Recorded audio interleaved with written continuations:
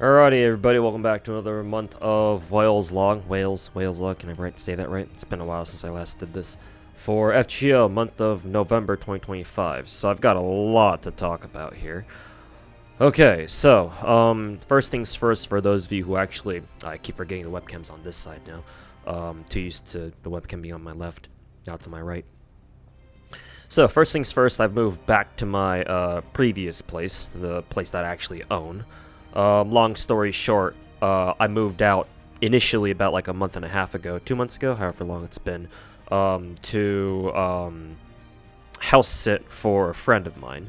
And then while I was doing that, he and I had a back and forth of like, let's work something out. So I've been able to move back to my old my own place. But basically, I've got like a renters thing going on where he's got like he runs like a business. My friend runs like a business where he needs like some extra storage space because his place is getting kind of full. So I was able to work something out with him where, you know, I'll be able to move back here, and then he has like stuff like shipped to my address, and I can keep it for him for like a little bit. Basically, just renting out part of my space as like a storage unit, basically.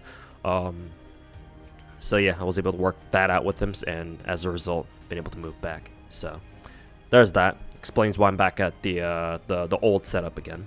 I say old setup, but every time I say the old setup, I always remind myself of like the apartment that I used to live in, like back in 2020, 2021. That was my favorite place to live, by far. Too bad I was only there for not even a fucking year, but whatever. Anyways, so that explains why I'm back here. Room should look familiar. I just don't have the body pillows up yet. Still organizing stuff. Taking quite a bit of time just because my side hustle's been taking a lot out of me lately for the past, like, I don't know, month or so, month and a half that I've been doing it for. So, second thing I want to talk about is, like, where are the logs, right? Where are the Wales logs? For however many of you even watch these things in the first place, which I know there's not many of you, but there's some of them out there. The ones that, by the time you see this video, all the Wales logs or Dolphins logs that I've done for the month of October should be up by now. The reason why they've been delayed so much is because I had, well, a former editor of mine, back when he was still working with me, we were talking about how, what should we do with like the Wales logs and stuff like that, and he kept talking to me about how, like, you shouldn't do these log stuff, or at the very least, if you want to do them, you should allocate them to like a second channel or something like that. And but I was like, nah, I don't want to establish a second channel. I just didn't want to do that. It didn't really sit right with me. And so he was like, okay, well, how about I make like short form videos for you out of these log stuff, all out of these like log videos. I'm like, okay, sure, you can do that. But I made it clear to him that, you know, like you can make short form videos out of them, but make sure to also upload them as like standalone videos too. Because he initially did that back when we first started working together. But I guess over time, he just stopped doing that. Like, he uploaded, like, he made, I don't know if you guys saw, but he made, like, 2 short-form videos that are on my channel right now. And that's it. And he just stopped doing them. And he never got around to uploading the last, like, the October logs, for example. And so, recently, he was like, hey, man, I don't want to work for you anymore. He just left. So, I guess that's the end of that. So, yeah, I'm going to go ahead and upload all the October logs immediately, or as soon as I have the chance to. They'll be up before you see this one, this Omega log video. So that explains why the month of October, the October logs were all super late. Which leads me into the third thing I want to talk about, which is this video. So you'll probably notice that this video is going to be insanely long. I expect this video to be like at least a couple hours long, to be honest. And the reason for that is because that same editor, before he left, back when we were still on, you know, working terms, he suggested that there was another suggestion he gave to me about my log videos, where it was like, hey, maybe you want to consider combining all your videos into one. That advice I actually like. I'm kind of surprised, a little bit embarrassed and disappointed that I didn't think of doing that earlier. But I do think I'm going to take his advice on this one, or that particular piece of advice. And so from now on, I'm going to basically just put all the log videos together in one video instead of spamming out like 8 or 9 or 10 videos every single month at the start, like every single month. Or, well, I say the start, but you know how it goes with me and uploading whales logs on time.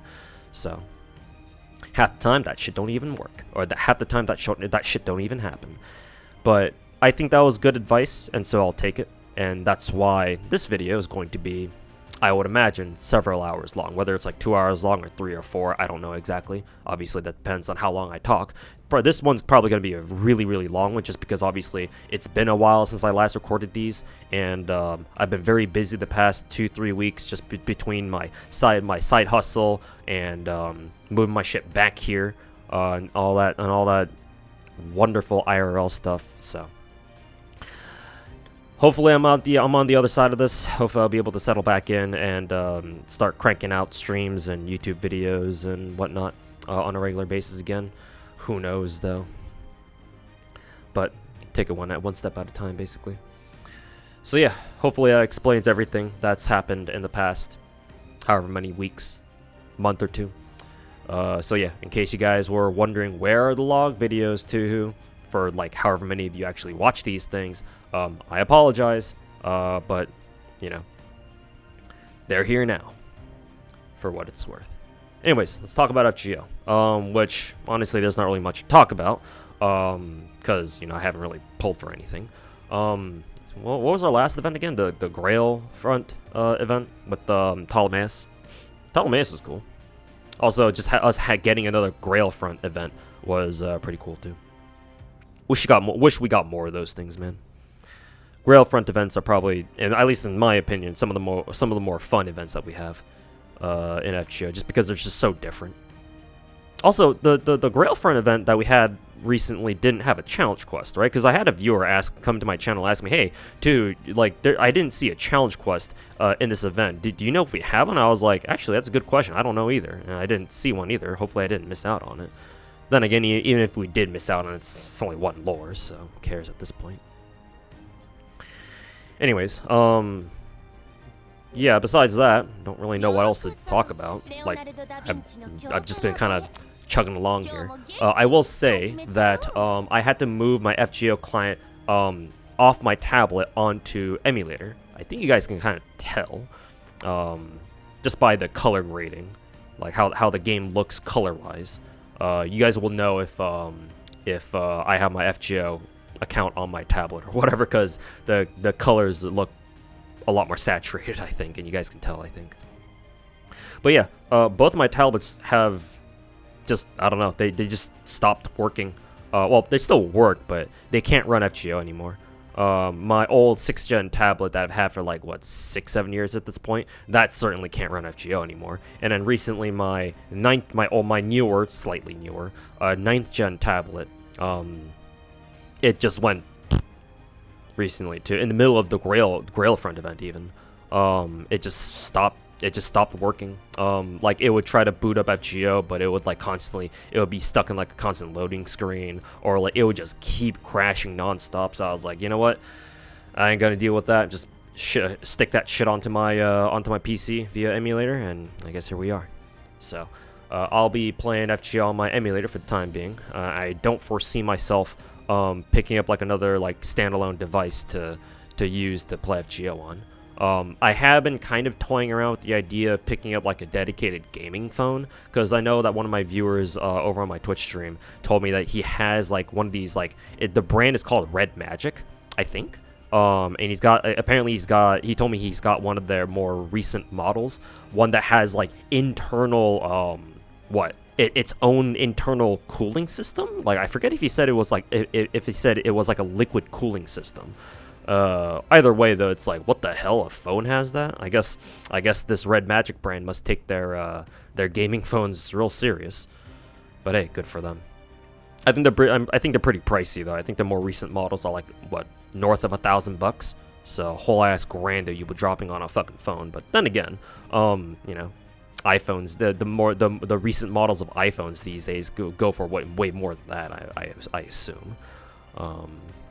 So I guess if you were to compare it to other, you know, top of the line phones, I guess it wouldn't be that bad. Either way, though, just some thoughts I'm just trying to entertain in my head, especially now that I'm actually, you know, back to making some actual money with my side hustle now.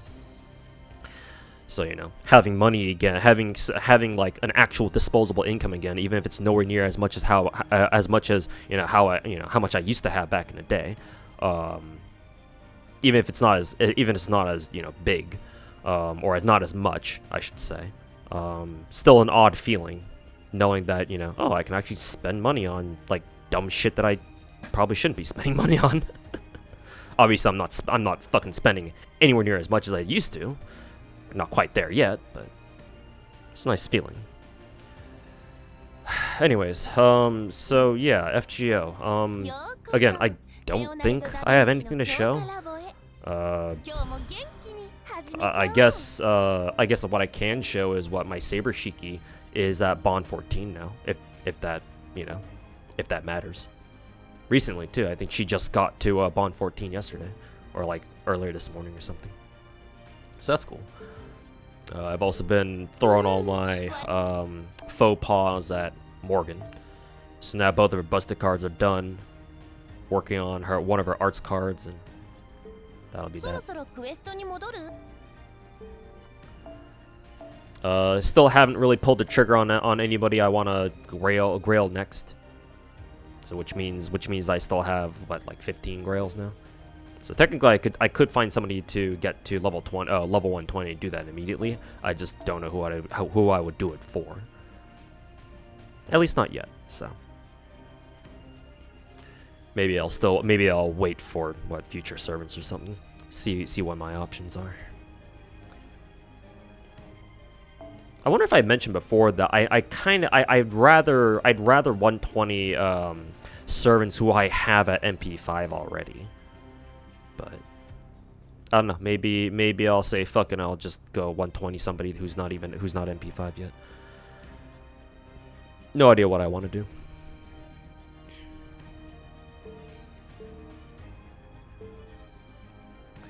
So we'll just be sitting on those 15 grails for now.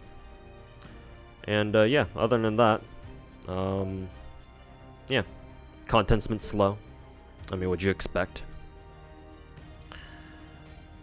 I don't even know what our next event is.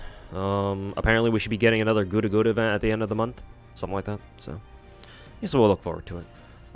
I did see a tweet recently on my Twitter timeline of somebody pointing out that the FGO NA Twitter page was asking their followers for, or asking the player base, the global player base, for more like likes, because they're doing this whole like social media campaign thing. You guys should probably know this if you guys play FGO, where it's like, oh, the FGO NA Twitter account puts out a tweet where it's like, hey, if our posts combine between Twitter and like Facebook or something, get like a combined total of like, I don't know, some arbitrary number like 30k likes or something, that we're gonna give everyone like 10 sync quartz or something like that. Like, you guys know what those are. But apparently the one they're doing most recently, or the most recent one, they haven't even hit that goal yet. I think they were asking for like, what, 25k likes or something. But on Twitter there was only like 10k.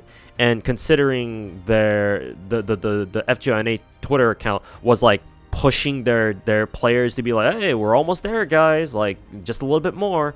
It's like, I'm assuming that the likes they had on their Facebook post wasn't quite there yet either. I don't want to sound like I'm fear mongering here, and this isn't the first time where the FGO NA account has had to kind of push and nudge their players to kind of like get them to like, you know, engage with their social media shit. But I feel like, at least in the past, most of it, especially when like FGO NA was actually, you know, going smoothly, or actually it was actually kind of popping. Like even after Genshin came out, it's like FGO people were still playing FGO quite a bit. And back then it's like, oh yeah, like whenever they put out one of those like social media posts, like, hey, if we get like this many combined likes, we're gonna give everyone free sync quartz. Like those I remembered those tweets doing pretty well. Like, they were usually able to reach the social media engagement milestones within, like, I don't know, like a day or two, a couple of days at most. But I don't know. Again, I don't want to sound like I'm fear mongering here. No, I don't want to. I don't want to come off as saying, "Oh, FGO NA's dying," because like, why would I want the FGO NA server to like die? But I don't know. I do kind of get the vibe that, well, how what's the best way I can put it? What's the best way I can put this? It's what, sunsetting, I think, is the term that some people online use. It certainly seems to be sunsetting. Like, obviously the NA server will keep chugging along. Even if, you know, there's not even that many people still playing the game. But yeah, certainly past its prime, and y'all should already know how I feel about, you know, how I think Aniplex and Delightworks first and then Losangle after missed out on a huge opportunity to, you know, make FGO a lot bigger than it is, but too late for that now. So either way, looking forward to whatever our next event is, because we certainly haven't had one for a while now. When did that Grail event end anyway? Like a week ago? 2 weeks ago? It's been a while. Anyways, so yeah, that should be about it from me. I think some of my viewers are pulling for Melusine because she has her banner up right now. So if you guys are planning to pull on Melusine, or pull for Melusine, in case you haven't already done so yet, then yeah, might want to hurry up because her banner's only got like 2 more days on it. Either way though, that should do it for me. Thanks for watching, everybody, and yeah, see you guys next month. Peace. Alright, everybody, welcome back to another month of Dolphin's Log for Aether Gazer, month of November 2025. Aether Gazer is still the GOAT, or still has the GOAT of Gacha lobby musics. Though I'm sure there are others that are really good too. It's just that out of the ones that I do logs for, this one is my favorite song, or this one's my favorite menu song. Even 2 years later. Anyways, let's get to talking about what I've been doing in this game.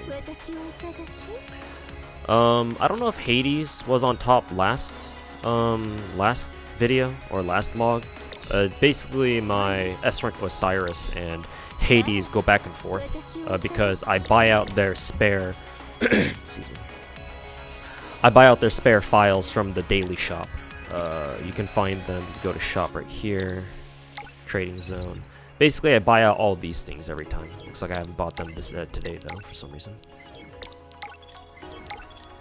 But yeah, buy them all out like that. I guess I can buy that one too. The XP, and then go to the trading center, and then change that, or exchange them for purple files. And I use those purple files to buy out some extra files for any of the S ranks that are close to Omega rank. So Thor, S rank Osiris, Hades.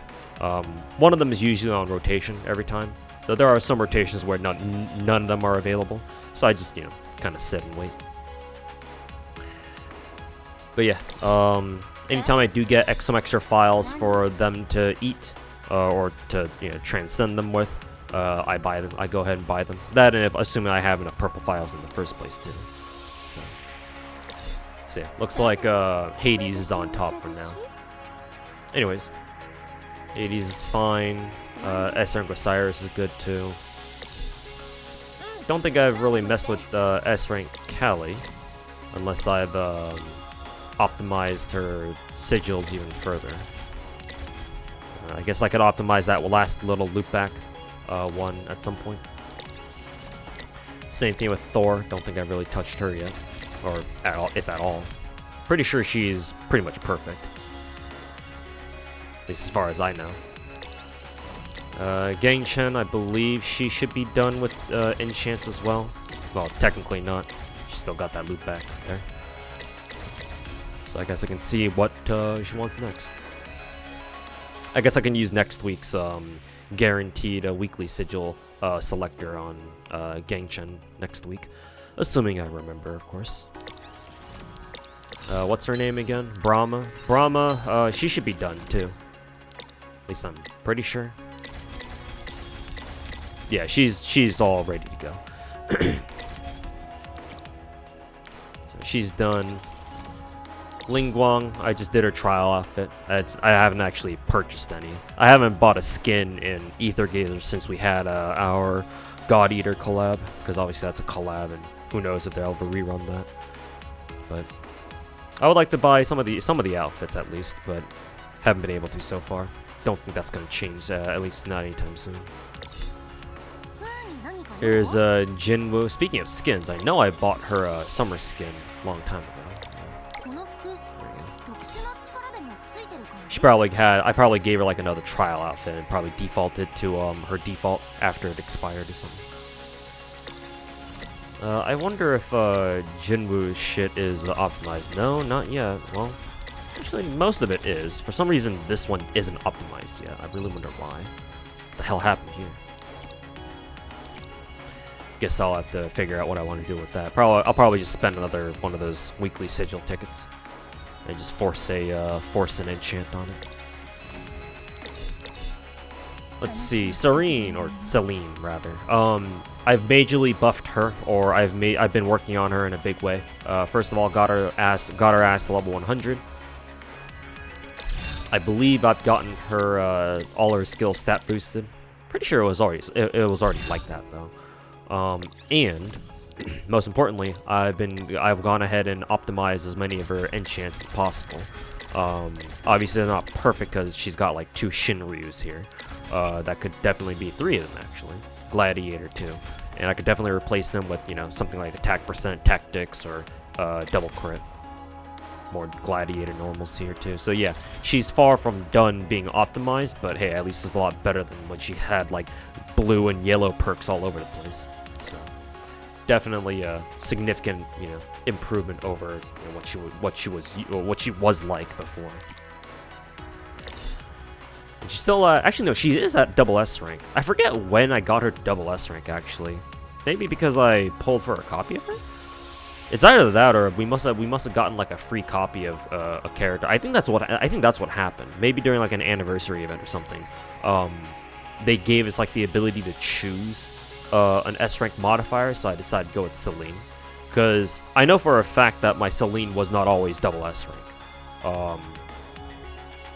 Like she used to be only single S rank, now she's double, so I assume that's what happened. It's been a while since then, obviously. But yeah, been working on Celine in a major way. Now because of all the extra stuff I've given her, now I'm actually able to clear what level 20. What was that game mode called again? I always forget the names of game modes in Aether Gazer. Iterative testing. There we go. So anytime we have iterative testing and we get like a shadow boss, I've actually finally been able to beat them. Very, very close, but and I only usually have like seconds to spare. But hey, they get the job done now, so that's good. Elisa, I think I really messed with her ever since I finished building her before. Kuramitsuwa, she's double S rank now. I got spooked by her ass trying to pull for what was her name? Luwu? I think her name is Luwu, right? All the way down here. Yeah, Luwu. So I was pulling for Luwu because I realized that I didn't have her, so I decided to go for her. I got Baizhi very early. I think on my second or third multi. So I was like, hey, I got gems left over to pull for Luwu, so that's what I did. I don't really plan. I do plan on building one of them. I just don't know who. I assume Baizhi is going to be the more meta pick, just because she's more recent. But I have played Luwu because I think our last what was that event called? Ancient Shadow. I think this Ancient Shadow version, yeah, you get to play as Luwu, or you have to fight against Luwu, and yeah, Luwu is a lot of fun to play. So even if technically Baizhi is better, I wouldn't be against building Luwu because I think I know how to play her.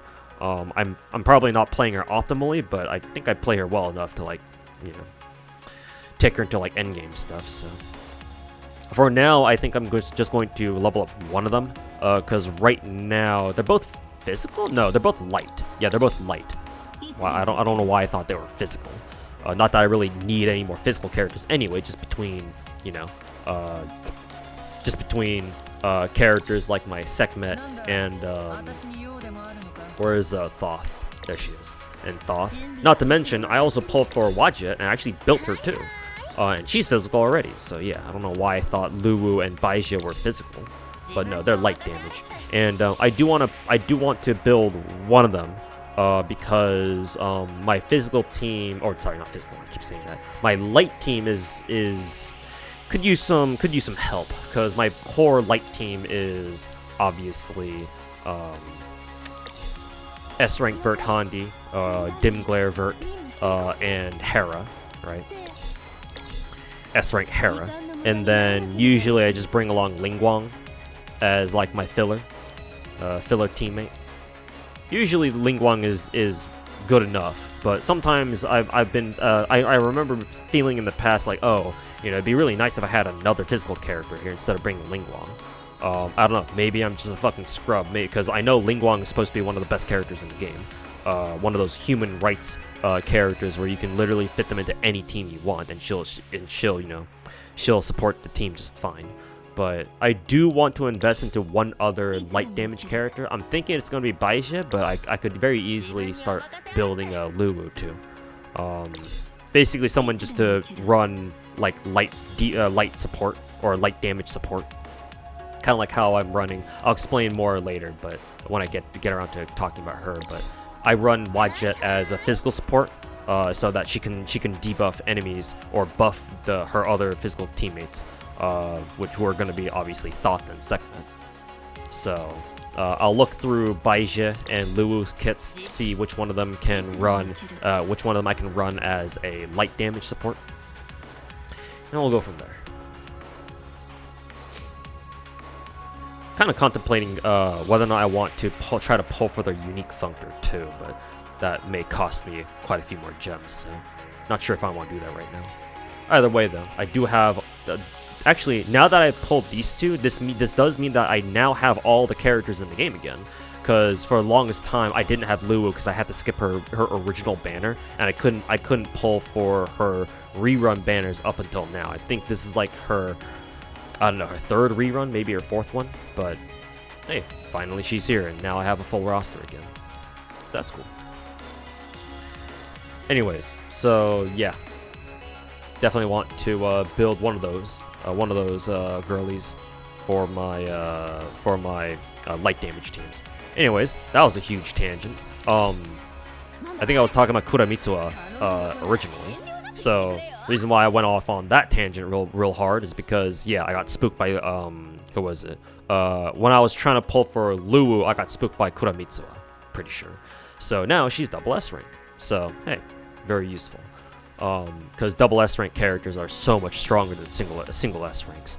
So that means that now my ice team, at least theoretically, should be much stronger, because my Izanami is already double S rank.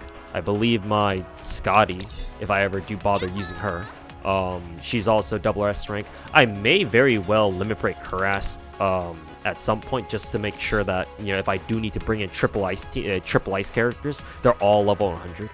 So that, and I don't really know who else to get to level 100 at this point anyway. I think I've already gotten everyone I wanted to get to 100 to 100, right?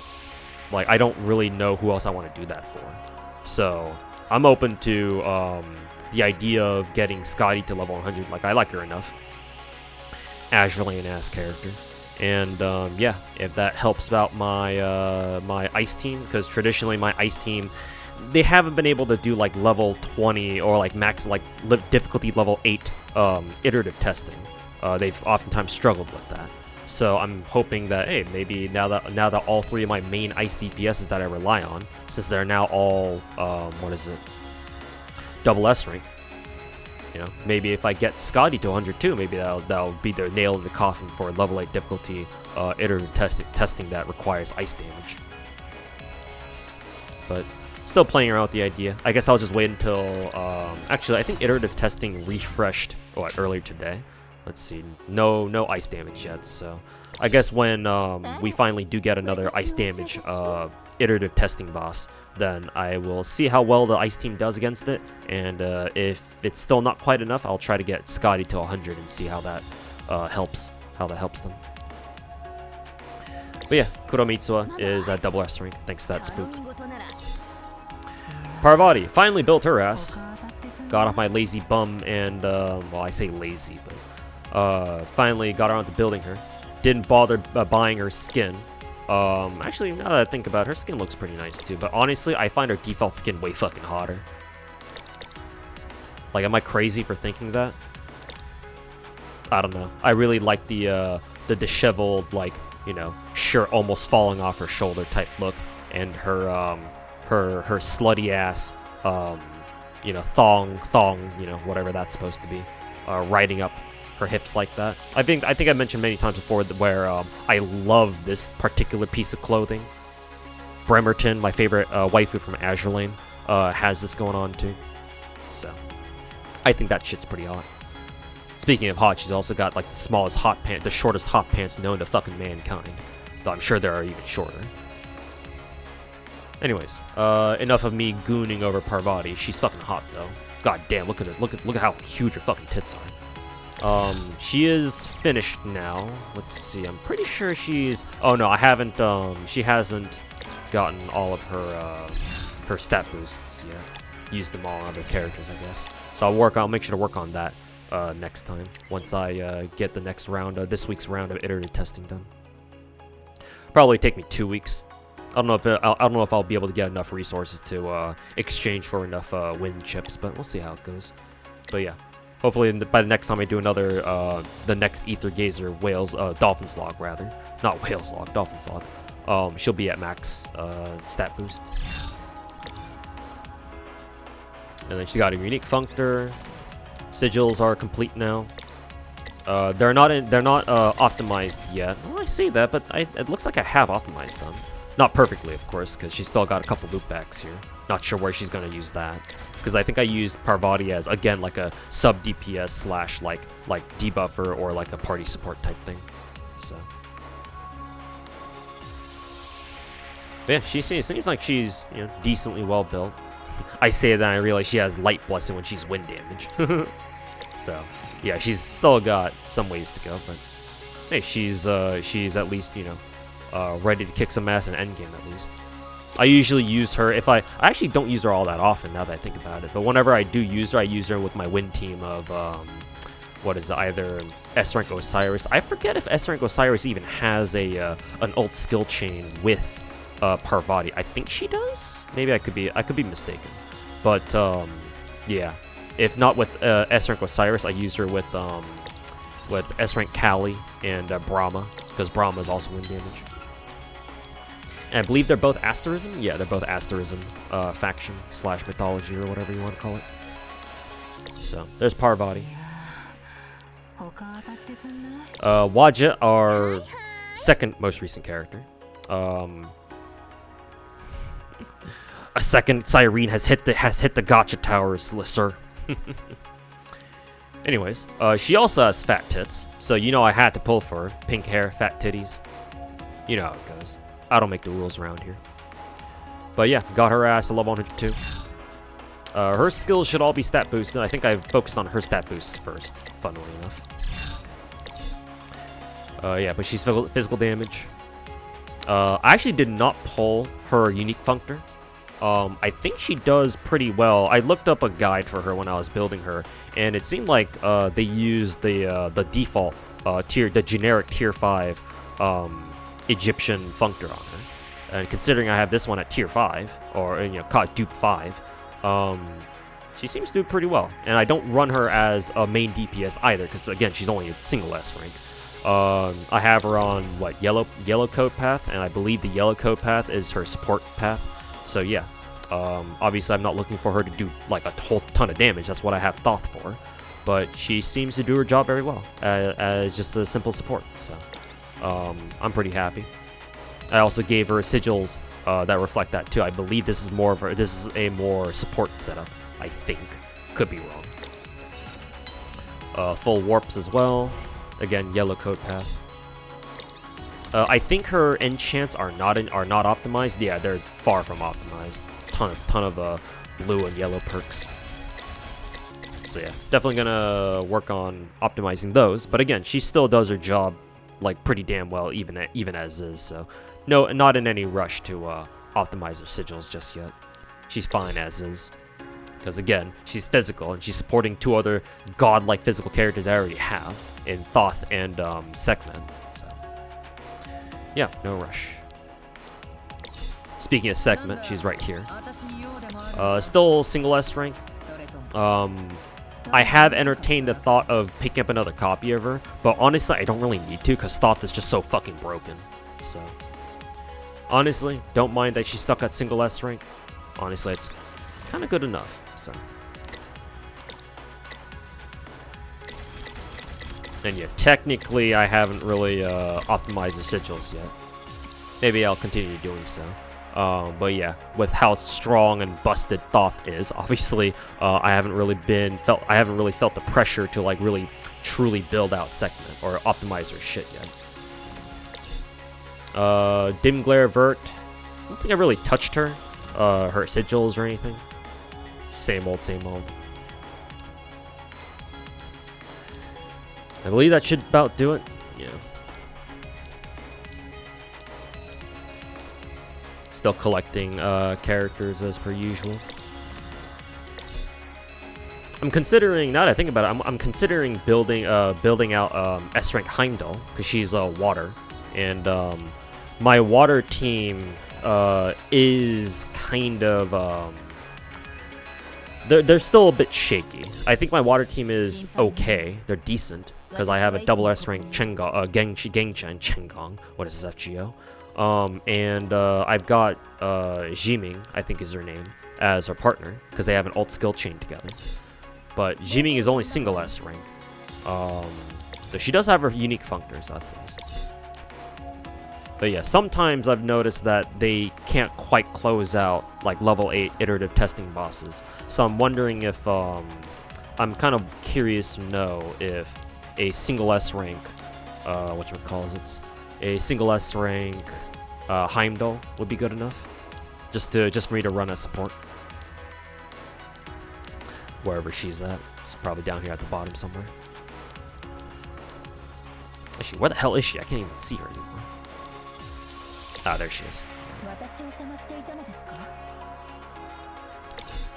Still haven't finished max leveling S rank Zenkibo Tengu.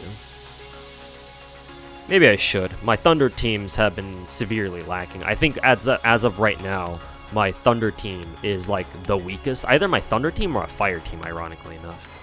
Those 2 teams definitely need some how should I say, improvements. But yeah.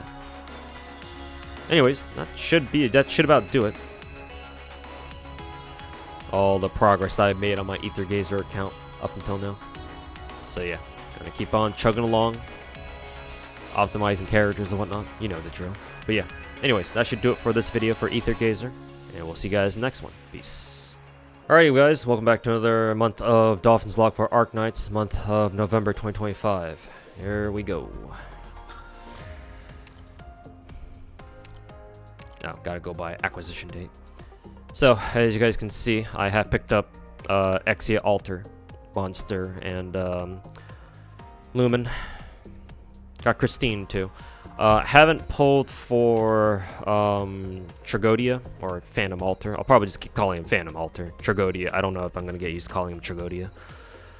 Either way though, I'm kind of on the fence pulling for him. Because as you can see, my random stash is not that good. It's not that big. Monster absolutely fucked me.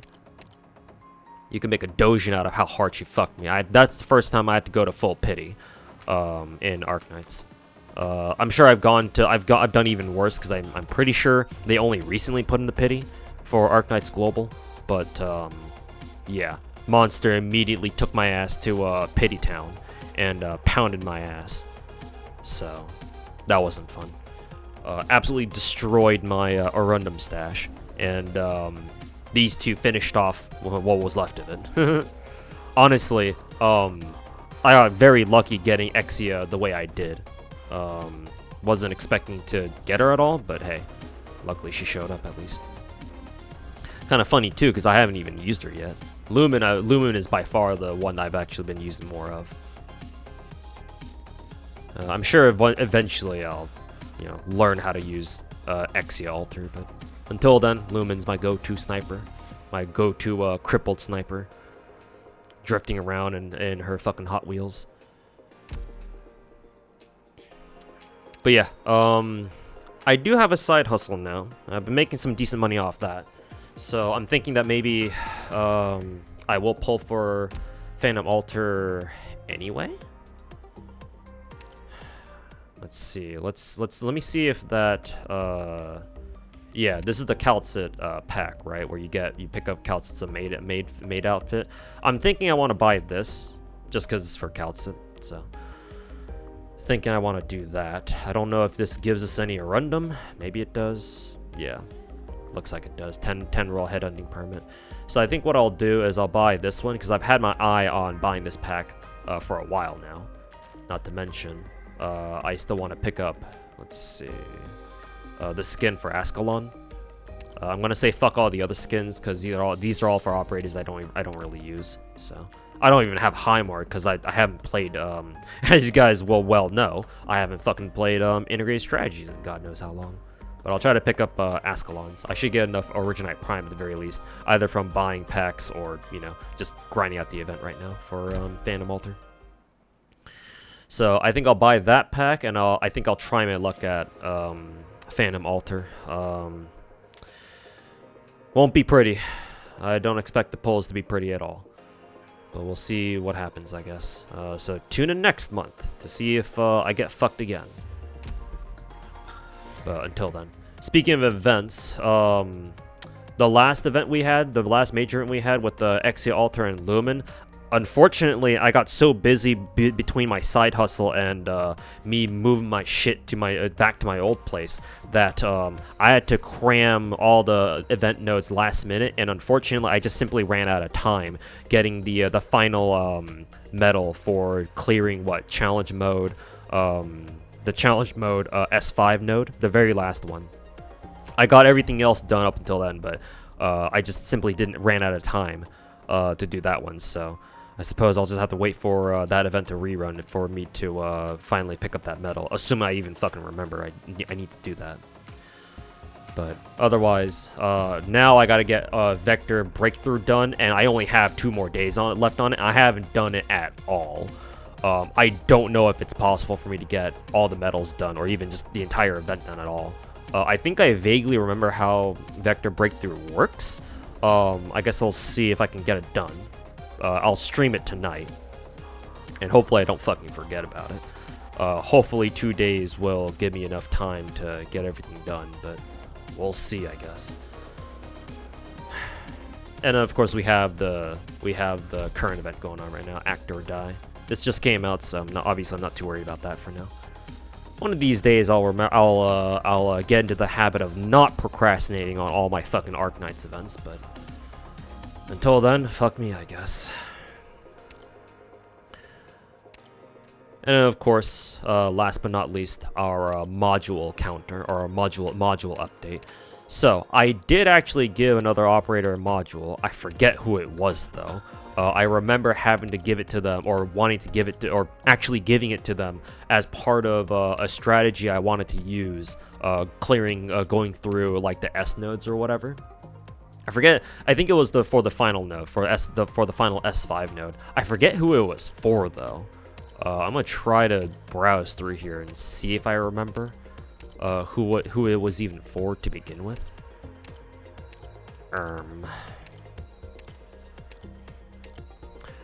Who was it for? Who was it for? Maybe it was for one of my specialists slash supporters, maybe.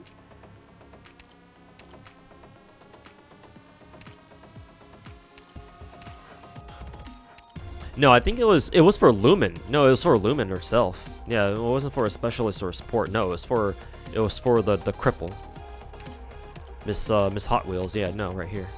At least I think she should have her. No, I didn't even unlock it yet. Okay, I don't remember who I got for whom I unlocked their module, because I thought it was Lumen, but I guess not. Was it for a defender, maybe? But if that were the case, which defender was it then? Okay, I swear to God, I did give a module specifically so that I could run a strat, like a Kyosten strat or something on S5 for the Exia Altar map, or Exia Altar event. I just completely forgot who it was for. Okay, well, I guess shit happens, sometimes, eh?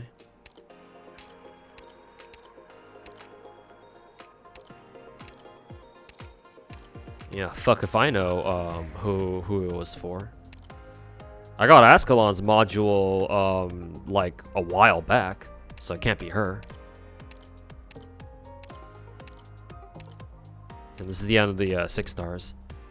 And I assume it was a 6-star that I tried going for a module for, not like a 5-star or anything.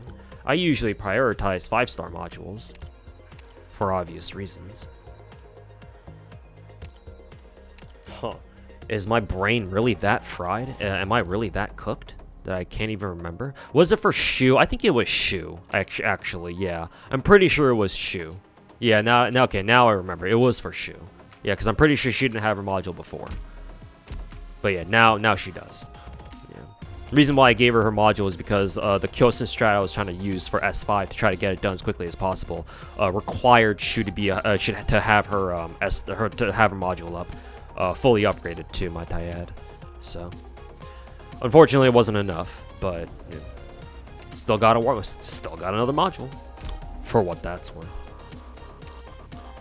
And yeah, gonna see if I want to give anybody else their modules, assuming I can even do that, and assuming I even have the materials to do so. Let's see. Mountain recently got an English voice, and he sounds fucking awesome. Again, I don't think anybody expected him. I don't think anybody expected Hypergrip to give him a fucking southern drawl. But hey, it sounds really nice on him, and surprisingly, it works. Looks like they also gave him another module here too. Wonder what the difference is. Yep. Let's see here. The current one he has right now gains plus 10 attack speed, 10% attack speed when above 50% HP. This one has, oh, this is a more defensive one. Okay, 15% physical dodge. Oh, could be useful, maybe. I think Mountain already has a bit of physical dodge already, if I'm not mistaken. Was it on a passive here? Yeah, so he does have some physical dodge already. I'm assuming if you give him the second module right here, then the physical dodge stats like stack. So then he'd have what, 30% physical dodge, and whatever else he gets on top of that when you upgrade it further. Huh, that's pretty interesting. Maybe it's worth maybe it might be worth running if you want to run a much more defensive oriented like a tank Mountain, so to say. Tank Mountain sounds weird to say just in general. Anyways, figured out that mystery. But yeah, got to get around to trying to clear Vector Breakthrough. Again, not sure how far I'll make it into it, but I guess I'll try before it goes away forever. But yeah. Anyways, that should do it for the Arknights video. So, thanks everybody for watching. Catch you guys all next month. Peace. Hey, welcome back everybody to another month of Dolphins Log for GFL 2, month of November 2025. Let's get right into the news. I'm just going to get this out of the way. Unfortunately, I forgot to do last week's phase clash, so I'm kind of kicking myself over it. Not that it really matters. It's only 1 week, but yeah. Usually I did a pretty good job of keeping on top of phase clashes, but forgot to do it last week. So I got it done immediately today, so for what that's worth. Anyways, see what's new. Go to refitting room. Lot 2K still up top, or still on top. Nothing to see there. 416. I have been steadily working on her attachments still. I think I mentioned this last time. But yeah, all of her attachments are fully calibrated. Still working on getting her muzzle device fully calibrated. It's going to take a while. But yeah. Those extreme chips I would have gotten from last week's phase clash would have been nice to have here. But, you know, can't complain about them now.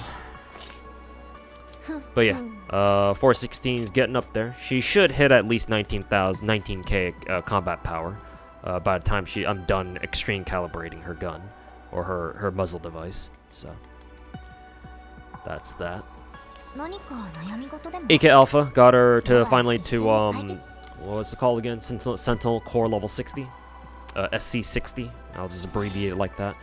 So now she's got around 18k combat power. Same thing with Changzhou or QBZ 191. She's also at level 90 or 90, level 60 Sentinel Core. Let's see. I believe AK Alpha's attachments are extreme calibrated. I think. Actually, no, they are not. Okay. I keep forgetting how long it takes to extreme calibrate guns. Takes a long ass time. I wonder if Changzhou's attachments are. No, not yet. They're perfect though. Actually, no, not yet. This one isn't. What the fuck? I thought Changzhou had a perfect set of attachments. I guess not, huh? Out of curiosity, does she have one? No, I'd have to start farming shit for her. Okay, that's probably my next the next order of business I have to try to farm for her. Try to farm a perfect site for her, I guess. Good to know. Good to know. But she's at 17.5k because I got her Sentinel Core level up to 60. VSK is the next one, the most recent one to join my Sentinel Core level 60 club. With that, her combat power jumped from like around 11, 12k all the way up to almost 17k. So you love to see that. So yeah, much stronger now. I've noticed that.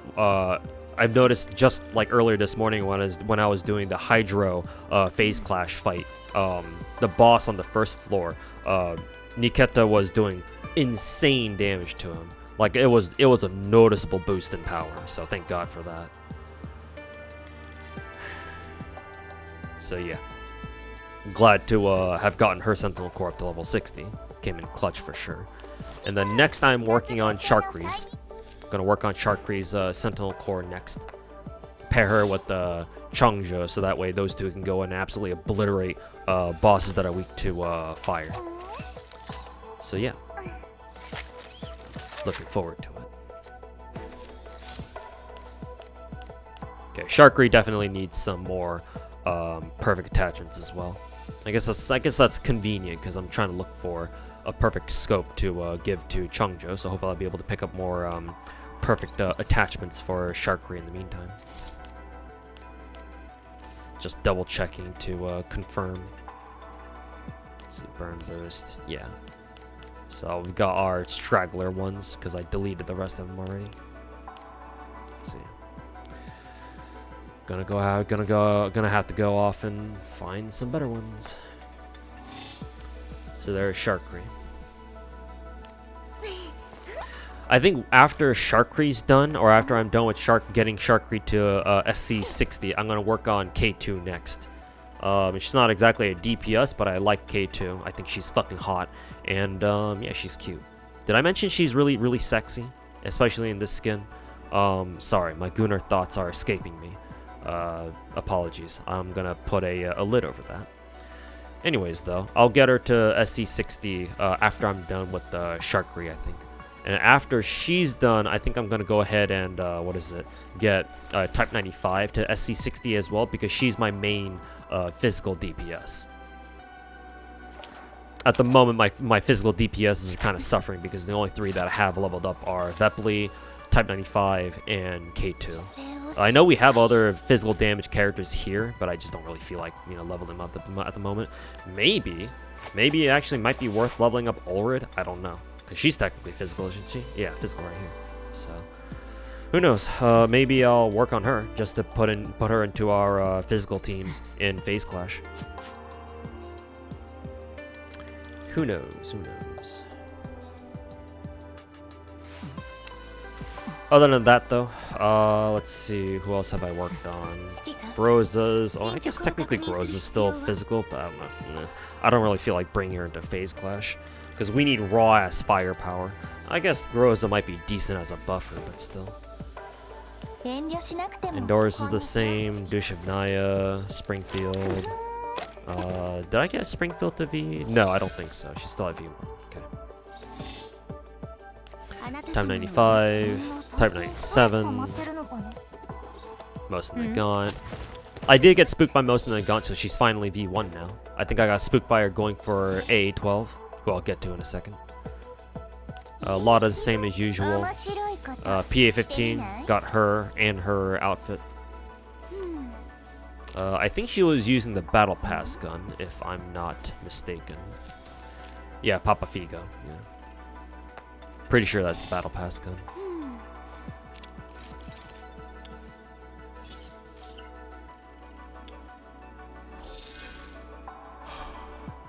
And she's at V1 as well.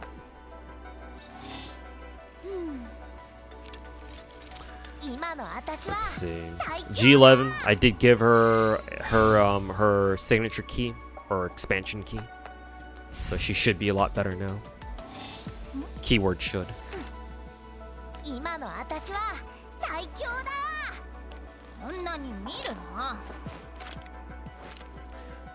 There's MP7. And then finally, the new girl, A12. I guess she goes by the name Lind in this game. Oh, before I forget, I gotta give her her A12 camo.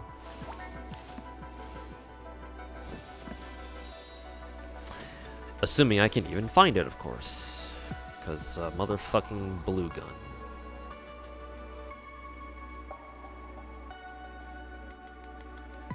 Ah, there it is. Okay. Actually, did I even find it? Thought I did. Never mind.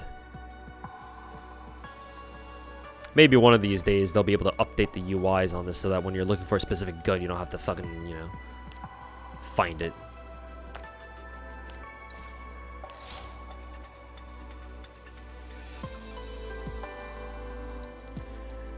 Okay. Skin replacement. Oh, wrong one. Skin replacement. There you go. A12. Ow. And then, yeah, there she is. So, yeah, she's all good to go. Fully invested into her and everything. Haven't really used much of her, but what little I have used of her, she seems pretty fun. Just blasts corrosion everywhere. Don't know how it works, but looks cool. I did pick up Captain China's I think this is a nurse skin. Doesn't she also have a cow print skin somewhere? Unless this is the cow print skin. Actually, is it under accessories? Yeah, it is under accessories. Okay. I just didn't buy the accessory bundle. Gotcha. Don't really feel like buying the accessory bundle, at least not right now. I think this is plenty hot enough. I know I've got a couple of viewers who fucking love cowkinis or like cow print underwear for their favorite waifus with the fat tits, but me personally, I think I can hold off on that for now. She looks, you know, Captain China looks, you know, amazing as is already.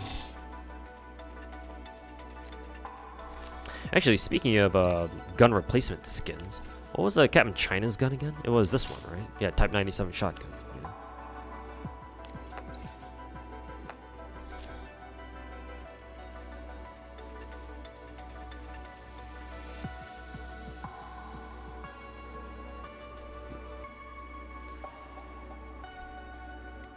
So yeah.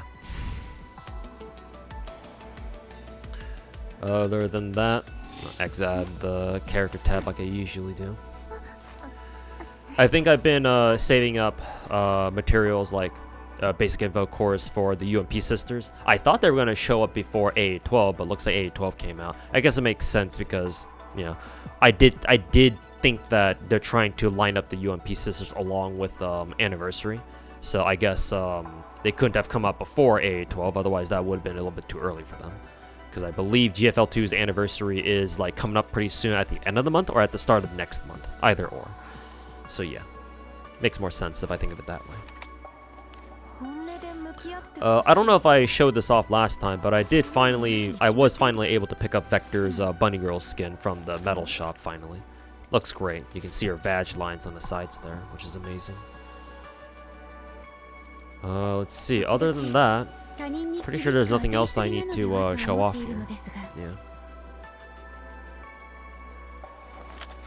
It was mainly just the A12 and all the other characters up here who I upgraded Sentinel Core level for. So yeah, still keeping up with everything else as best I can anyway. I do need to grind out the artifact thingy, artifact recovery. I know this is supposed to be like its own like whole ass permanent side game mode, but it looks like it's part of this event here too. So gonna have to grind that out soon at some point because I think we only have how many days left on? Only over a week left on the event. So yeah, gotta get around to it. Can't procrastinate. So yeah, other than that, I think that's really about it. Oh, let me go out and send out my dispatches again before I forget about this. There we go. But yeah, other than that, I think that should be about it. So thanks for watching, everybody, and catch you guys all next month. And yeah, hopefully the UMP sisters will be out by then. And if they are, good luck on your polls. And yeah, hopefully I'll be able to show off my own too, eventually. Though I will say, oh, actually, speaking of polls, I just realized I need to talk about why my gem count is so low. That's because I went for, what was it? I went for A12 V1 A12. Last thing before I sign off. I did go for, that's most of my going. I did go for V1 A12, as you can see right here. Also picked up her swimsuit skin. Same one that she had in the first game too, for that matter.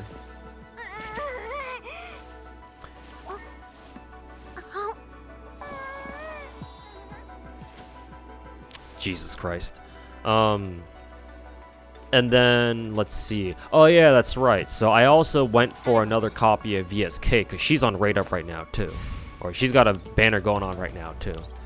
And so me, being a lover of fat Russian titties, I decided to take the gamble and go for her V2. Because before, she was only V1. As you can see right here. So yeah, now she's V2. Unfortunately, my gamble did not pay off because I ended up getting spooked. The small consolation there with the spook is that I did at least get spooked by Changzhou, QBZ 191. So yeah, now she's V6. So at least this means that she's really fucking good now. However, would have preferred, you know, winning my V2 Niketa clean, so that way I have the gems ready for the UMP sisters. But as it were, I'll probably have to go into what is that? I'll probably have to go into the UMP banner, UMP sister banner, when, you know, like a week or two from now, with only like around 20k gems. I did buy the $100 pack from the shop just to take advantage of the double purchase bonus. So I do have backup credit tokens if I do need to fall back on that. Obviously, I don't want to because I'd rather use those to buy skins, but it is there if I need it. So yeah, okay, that's the last thing I want to talk about. So yeah, no wonder my Niketa's been shitting on being able to shit, you know, better on Face Clash Hydro bosses. So yeah, anyways, thanks for watching, everybody. Catch you guys all next month. Peace. Hey, what's going on, everybody? Welcome back to another month of Dolphins Log for... Dolphins Log? Technically, this is a Whales Log. For Genshin, month of November 2025. So, let's get right into it. Oh boy, lots to talk about. So, first things first, my current team lineup with Nefer. Let's talk about Nefer first. These are her stats, final stats, for now anyway. 64.1 CR. She's on the new 4-piece set, Night of Sky's Unveiling. So in other words, Night set. That should give her 30% crit rate. So effectively, she's got 94% crit rate, which is very nice. She's also got a decent amount of crit damage, 224.3. So there you go. No ER, but in my experience, just playing with her, she doesn't really need any ER at all. She gets her ER pretty quickly, just on her own. So that's nice. Weapons. She's using Dawning Frost. I believe this is a 4-star weapon. Yeah, it is a 4-star weapon. It says right there. initially, because I have a lot of gems, I had a lot of gems, still do actually in Genshin, surprisingly enough. But I had a lot of gems going into Nefer's banner. I was like, okay, I'll pull for her and I'll try pulling for a weapon. But then some of my viewers were like, hey, you don't have to pull for a weapon if you don't want to. There's a 4-star weapon that's on rate up, Dawning Frost, that works on her just fine too. I was like, all right, bet. And so as soon as I pulled it or pulled a copy of Dawning Frost, I was like, all right, mission accomplished, we out. So I still got pity built up on my weapon banner. So hopefully that means that you know, whoever signature weapon I go for next will show up pretty quickly, or at least, you know, another 5-star weapon, that is. So that's what's going on. Got her Dawning Frost anyway, and level that shit up. It's crit damage, so that's nice. And this is currently her artifact set. Go through it individually. EM Cup, double crit, a little bit of attack. Unfortunately, like 2 or 3 rolls into HP percent. I may have better options, maybe. It's gonna be kind of hard to tell, just because this is the cup. So I've got other cup options. I think I have at least 1. Yeah, this one, actually 2. These 2 have a double crit on them, so maybe I could try my luck here. 3 even. Yeah, three separate cups that all roll double crit. So could try my luck there, or could try my luck here. See if I can get her a better one, because this is very easily replaceable. These can definitely get better crit stats from somewhere else. But that's the cup. Timepiece. This one is, I guess, is okay. I think this one got a lot of bad min rolls in the crit damage. When you get 24.9, that usually means that you low rolled like multiple times, and that's never fun. Looks like a 2-3 spread, maybe even a 3-2 spread.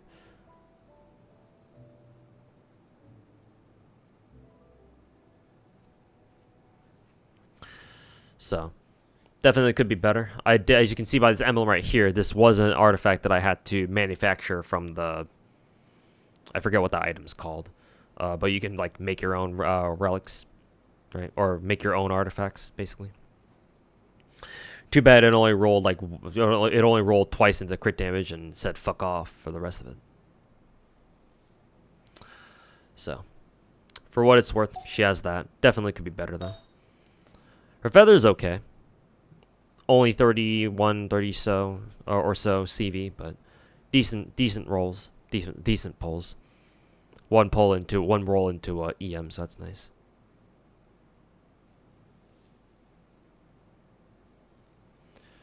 So there's the feather. Move on to the flower. Flower is better, I think. This one I believe has better what is it? Better CV. Does it have better CV? I forget. Probably not, honestly. Probably similar. But yeah, similar story there. Just redistributed crit rate and crit damage stats. Circlet. This one pulled... This one did not roll very well either. Only once into crit damage, once into attack percent. Basically just one down the line. I'll see if I can pick up a better circlet for Nefer, but for now this is what she's got to work with. V0 as usual. And then 999 stats. Or yeah, 99 skills. As you may expect.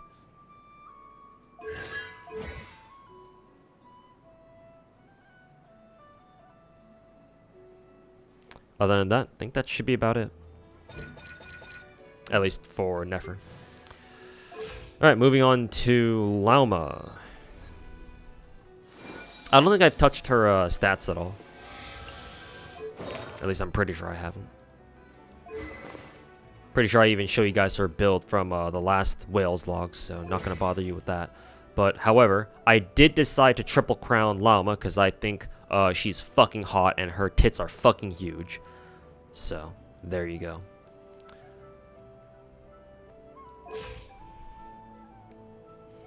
Matter of fact, I may even get her ass level 100 too, for that matter. I don't know if I want to do it just yet, but she's on the consideration for that, for what it's worth. Let's see. I'll talk briefly about Yelan for now, just because she's already here. I do actually want to try to optimize Yelan's build. I want to see if I can get her to like 75, 250. Or hell, even better, maintain 80% crit rate, but get her crit damage up to 250. Because technically her artifacts do have room to improve. Her cup definitely could use some improvement. Her timepiece gonna be hard to improve upon. Feather as well. Flower as well. And then circlet.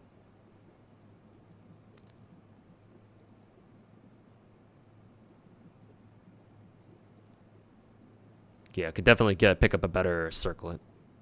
Especially because it's off piece, so could try to look for one that has crit damage or something. Crit damage ER, those two, because Yelan is very energy intensive. I think currently my Yelan has what 28.5% energy. So if she had a bit more than that, if she had like 40% ER, bro, that would be so fucking worth it. Like for 40% ER, I would gladly sacrifice some of Yelan's stats just to have that amount of you know, free what was I going with that? Yeah. I would definitely consider that a worthy trade of stats, I guess. Almost lost my train of thought there. That's how tired I am. Anyways, so yeah, I'm probably gonna try to look for, probably gonna strongbox more Heart of Death pieces. Because my Yelan is C6, and then the reason why I run her on a Heart of Depth is because it buffs her 5 breakthrough barb attacks, or whatever they're called. So yeah, I'm gonna try to optimize her stats a bit more. We'll see how that goes. I'll let you guys know you know, when next month rolls around. Other than that, I think that should be about it. I want to say that there's like one more character that I modified artifacts for. I just don't know who.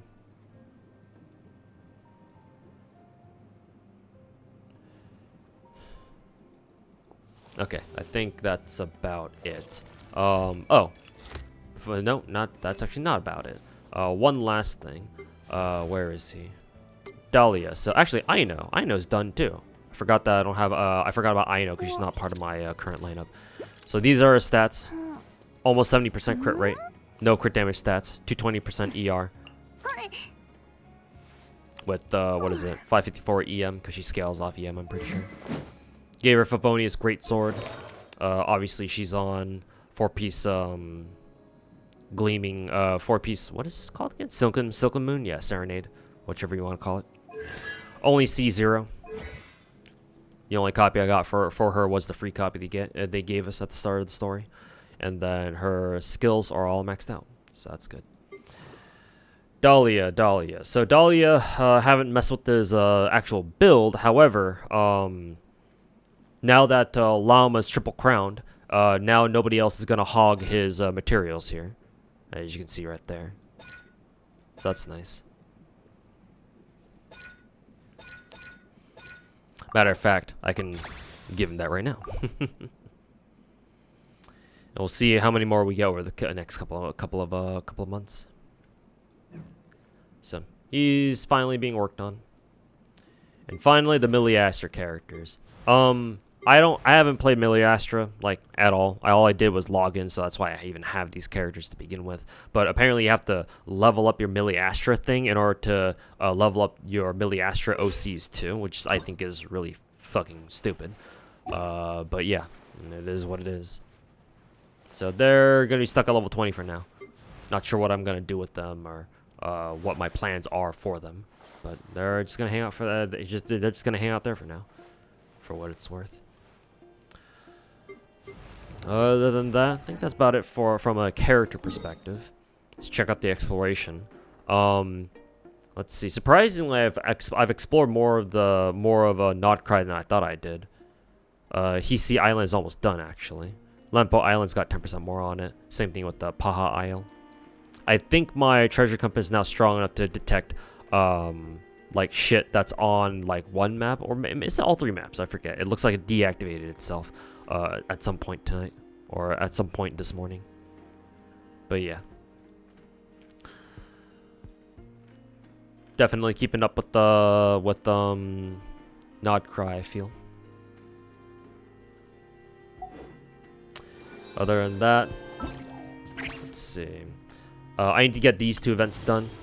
I got Stygian Onslaught up to like what, Dire difficulty, or like whichever one's right behind Dire. Did Stygian Assault, did MOC, did Theater. So I'm big chillin' in Genshin. Just gotta make sure to get these 2 events done, and we'll be good to go. We'll be Gucci. So yeah, that should about do it for this month of Whales log for Genshin. I keep looking this way because normally my webcam would be that way, but I had to put it over here this time just because the webcam cord wouldn't physically reach my PC where I put it, so it's over there for now.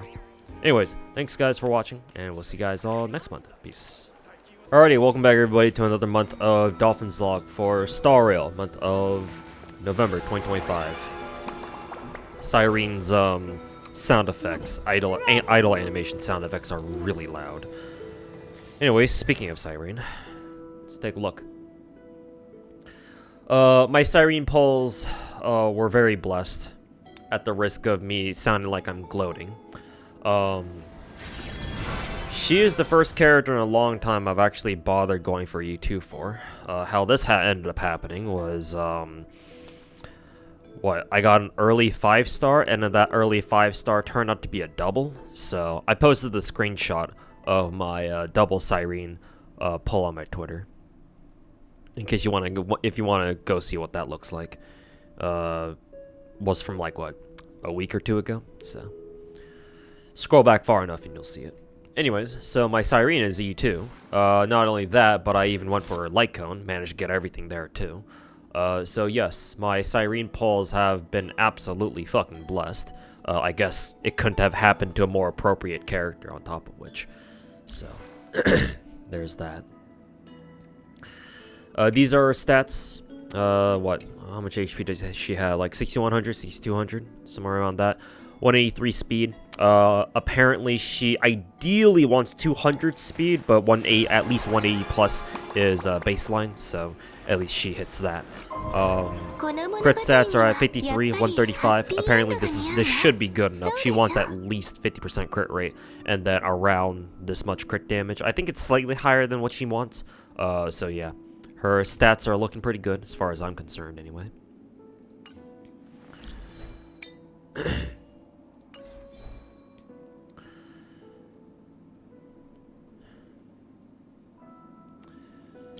Anyways, so these are her traces, fully maxed out, as you can see.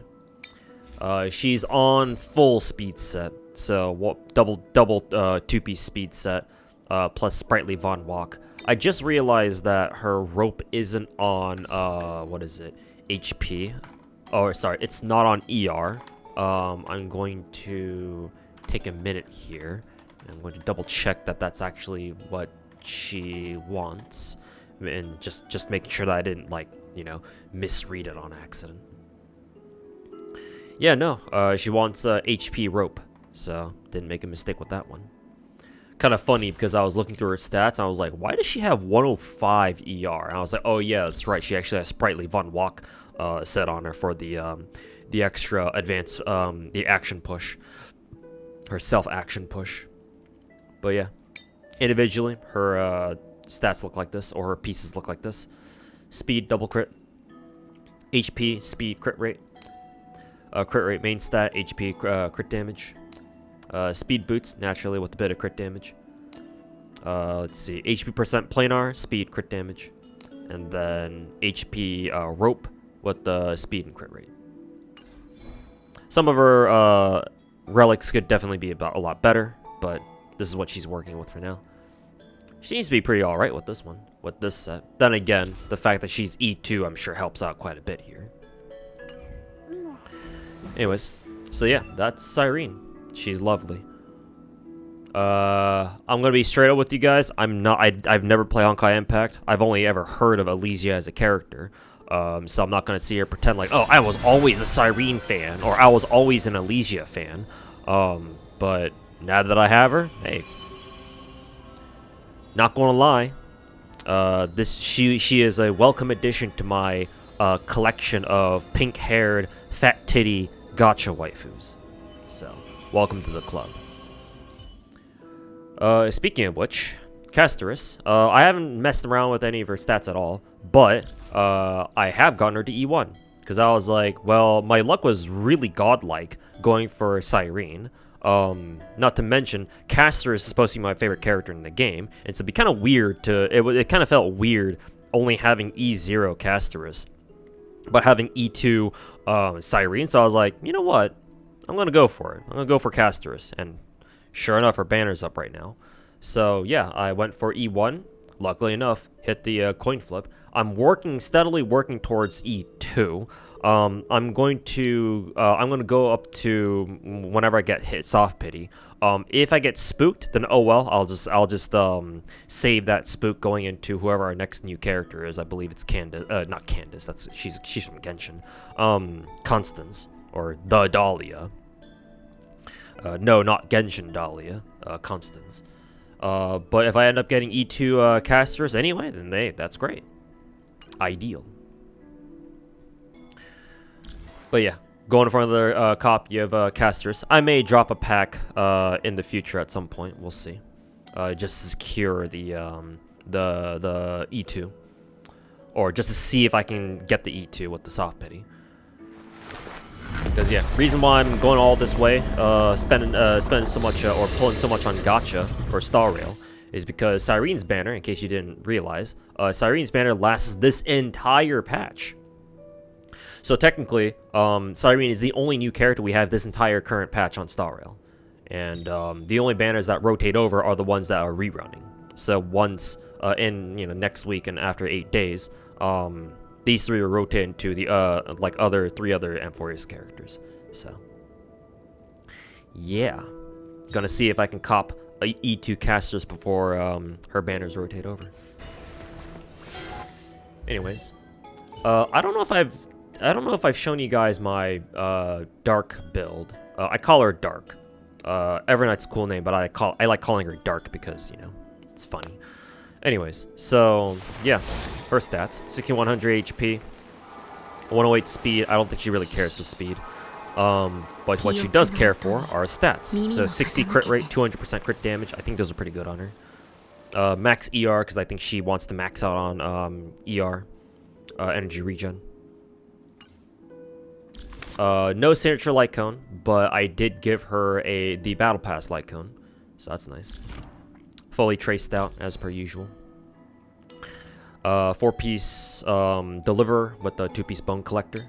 So individually they look like this. HP crit rate, double crit right there. Crit rate, speed, crit damage, speed, crit rate.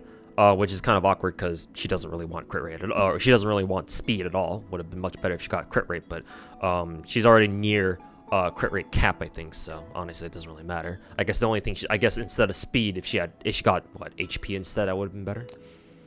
HP percent boots, a little bit of crit damage. HP planar with the crit rate, just so she can hit HP threshold, I think. And then ER main stat rope with the double crit HP. This one turned out really good actually. So, very happy with this rope. And then, of course, E0. I think that's about it. Really. Yeah. Oh god, the sound effects. Been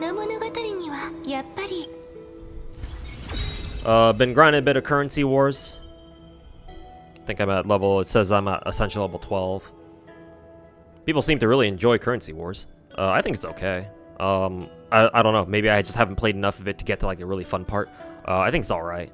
Reminds me of, what does it remind me of? I don't know. Technically speaking, Currency Wars is a very unique game mode, just because technically speaking, you can have like a whole bunch of characters on field at once. Like some of the 4 or 5 of them are meant to be your front line, but then you got like 5 or 6 or 7 backliners behind your front line, which is hilarious. And I think they all fight too, with like follow-up attacks or something. So that's pretty cool. But yeah, gonna keep grinding currency wars. Still gotta get through story and do the snack dash event, and this is just the quote-unquote free relic stuff.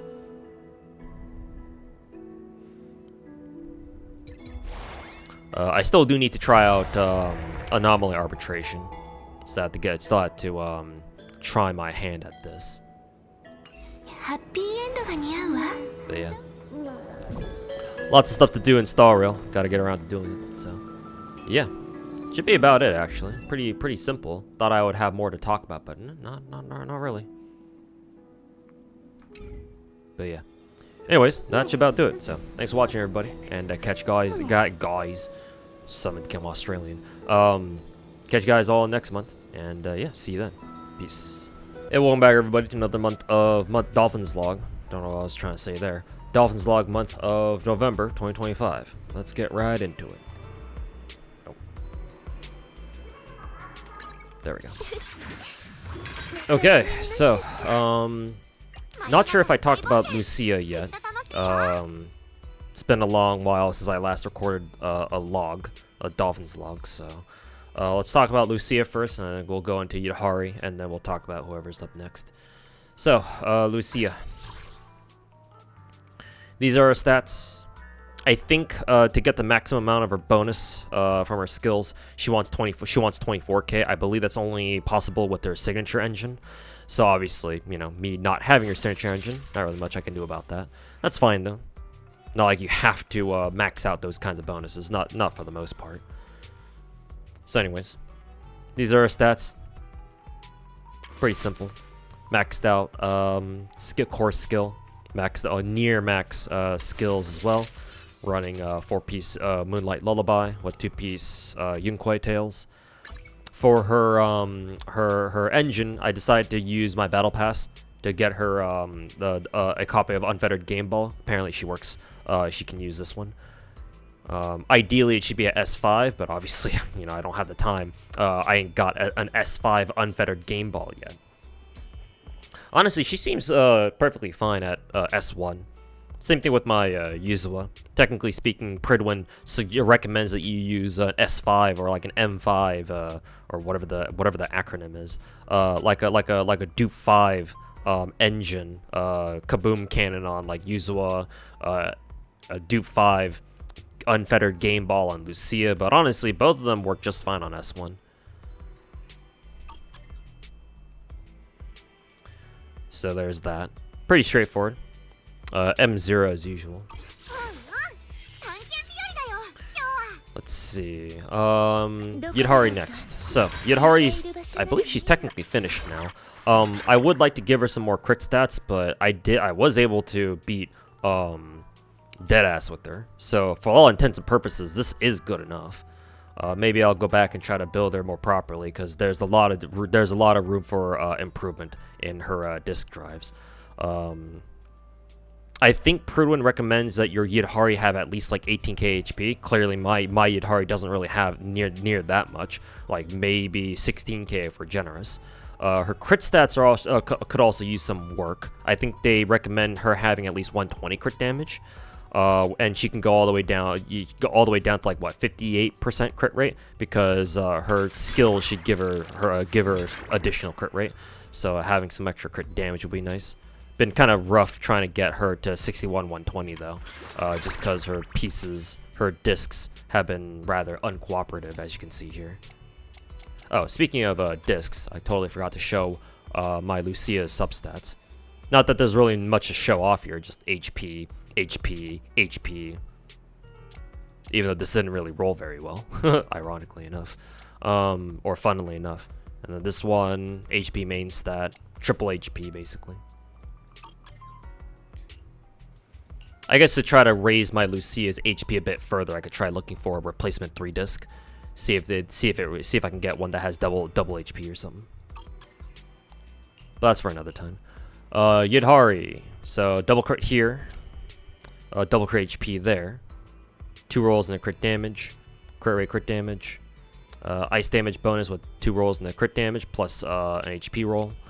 And this one is HP main stat, and then 2 rolls and a crit damage. And right now I am running, what is it? I'm running a Puzzle Sphere. At least this one gives her additional crit damage, so I guess it's not that big of a deal, but even still. And actually, yeah, this is an S5, Dupe 5 Puzzle Sphere. So, not a lot of options for Rupture characters, unfortunately, but there you go. There you have it. 4-piece Yunquei and a 2-piece Woodpecker. The standard. And then, here's Minato. I was intending to build him. I probably will still finish building his ass. He's got max skills. I even max out his regular skills, max out his core skills too. All I gotta do is finish up his disk drive set. Initially, I was kind of procrastinating on building him just because Yidhari's out. But now that I play Yidhari, I think I have a better idea of how Minato plays now, too. Because Minato is essentially an A-rank version of Yidhari, because they both are, they're both Rupture characters. They both consume their own HP to deal more damage, that type of thing. So, yeah. I think Manato's pretty cool, so I think I'll finish building his ass and try him out somewhere, wherever it's appropriate. So, see if I can do that. So yeah, all he needs is one more disk drive. I'll probably get in something like that. I think it's one last Yunquei piece, HP percent probably. But yeah, I'll work on getting him that one last one.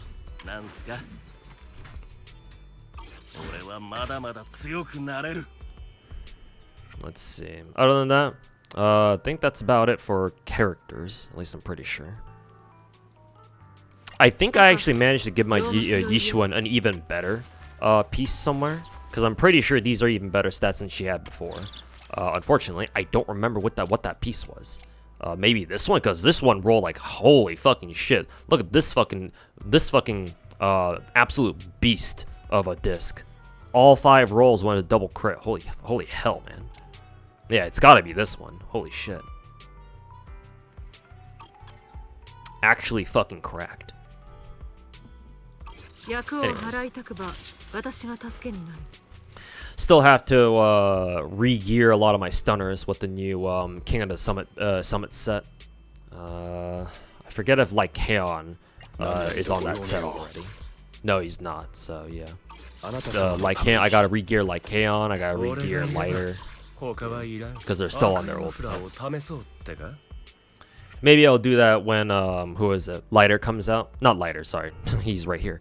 Maybe I'll do that when Dylan comes out. Because Dylan is also another stunner, so I'll have to farm, obviously, more disk drive sets for her. I kind of wonder if they're going to give us, like, a new dedicated set for Dylan, or if we're just going to go back and farm King of the Summit pieces again. Because if we do have to go back and farm King of the Summit pieces, that's perfect for me. Because that means that I can farm for 2 other stunners at the same time, Lighter and Lycaon. So fine by me. But if she ends up getting a new set anyway, so be it. Other than that, I think that's about it. This time I'm pretty sure. I am very much so behind on my events in Zenless. Still gotta finish. I still gotta catch up with the story. Still gotta do Yidhari's version of Yidhari's side of story. One more multi away from Vivian's skin. Obviously, I'm doing this, but this one's obviously a side event, so it's not that big of a deal. I gotta get this done. This is like a travel guide, something like that. And I still gotta finish Threshold, even though this is technically a permanent mode. I think it does refresh at some point, right? So I still gotta finish all the other routes for Threshold at some point.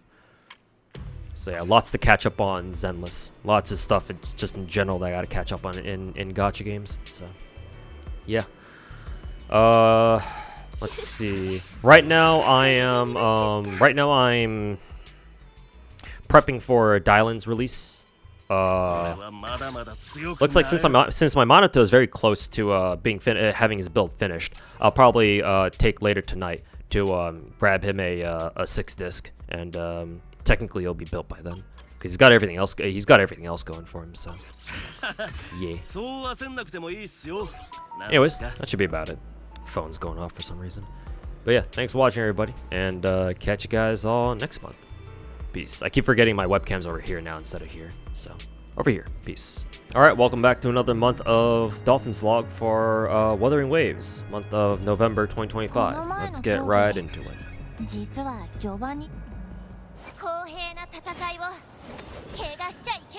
So, our last two characters were Miss Galbrina and Mr. Choyuan? How do you say that? Anyways, so, start with Galbrina.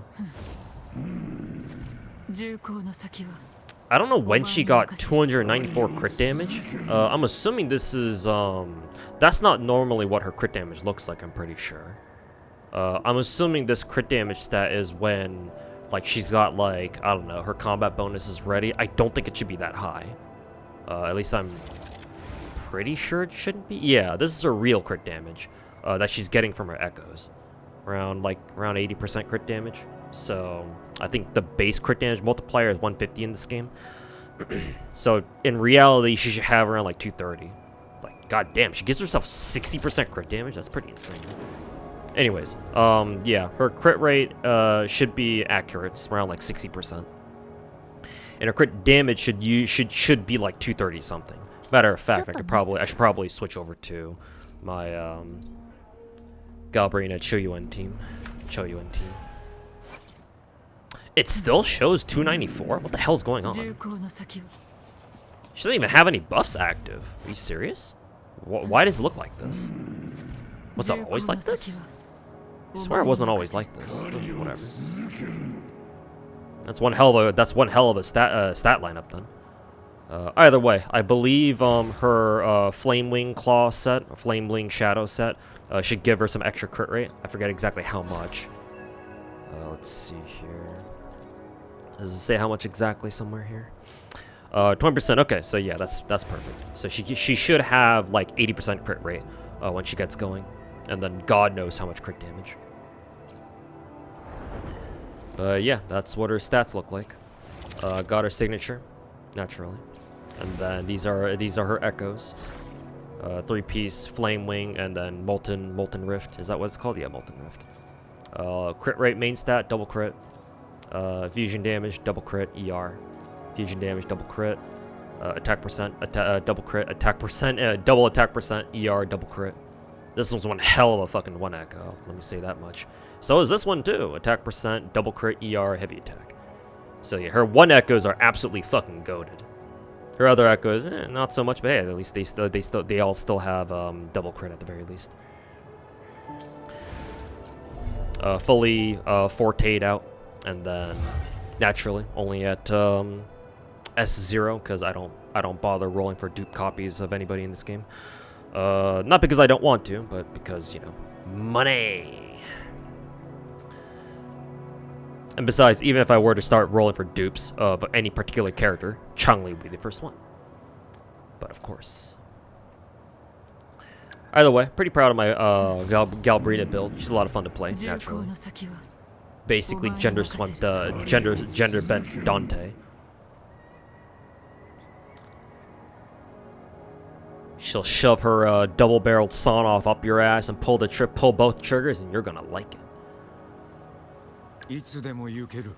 Now for Mr. Choyuan. This is a stat line right here. Yeah, as you guys can see, 72 CR, 234 CD. Seems good enough to me, especially because I didn't even bother rolling for his signature. I just gave him Emerald Genesis. This actually used to be my Rover's, actually. Currently, my Rover obviously isn't using it right now because, one, I don't really use Rover at the moment. I used to use Spectre Rover quite a bit, but now, since we have so many characters that make up so many teams, I haven't really needed to use Rover anymore. So she's kind of been sidelined for the moment. I do plan to build all types of Rover because I already have Spectral Rover built. I just need to get her back another copy of Emerald Genesis, though. I'll keep rolling for another copy on Standard Banner whenever I get the pulls. But I also want to build her Arrow version. I want to build her Havoc version, so it's going to take me quite a bit, but hopefully I'll be able to get there. Obviously, I'm going to build her Arrow version first, because she's got Blood Pack's Edge. Or Blood Pack's Pledge. Sorry, not Edge. Edge. So, naturally, I'll be working towards getting Arrow Rover operational. But in the meantime, that means that my Choyuan can work with the Emerald Genesis. This sword seems to be pretty good, decently good on him anyway. Seems like it really doesn't seem like he needs a signature, which thank God. The more Wuwa characters who don't really need the signatures, the fucking better.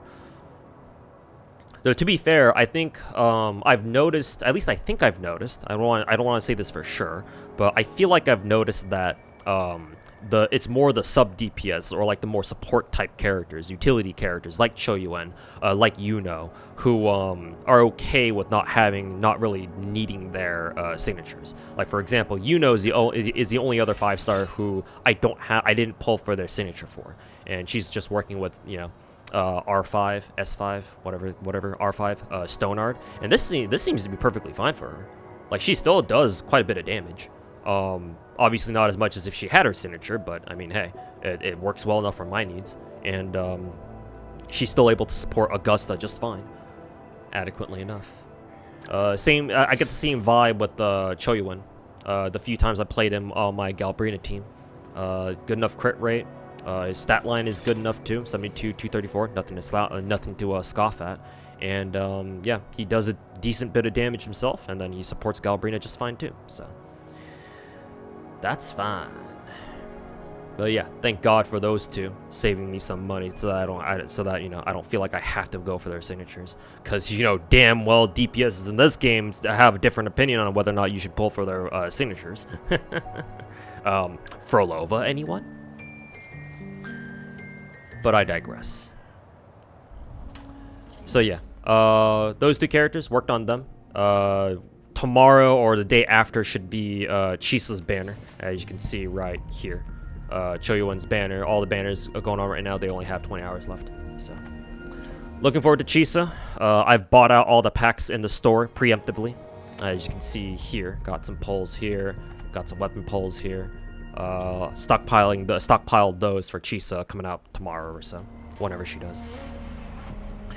So yeah, looking forward to her. And hopefully the next time I record the next Wuwa log, I'll be able to show her off a bit. Hopefully. Anyways, so the characters are pretty simple. I finally got Desarok Highland to 100% exploration. Got that done somewhat recently, though it's probably been about a couple weeks now. But I finally was able to track down the last couple of doodads that I needed to 100% Desarok Highland. They were like they were like hidden around like the mountains over here. I think there was like one along the coast like right here. So got lucky enough to find them, because otherwise, if I didn't get lucky, I don't know how much longer I would have had to spend searching around for like the last few things to clear exploration. So finally, after about a year and a half, all of Huanglong is now 100%. Yay. Mount Firma's always been 100%.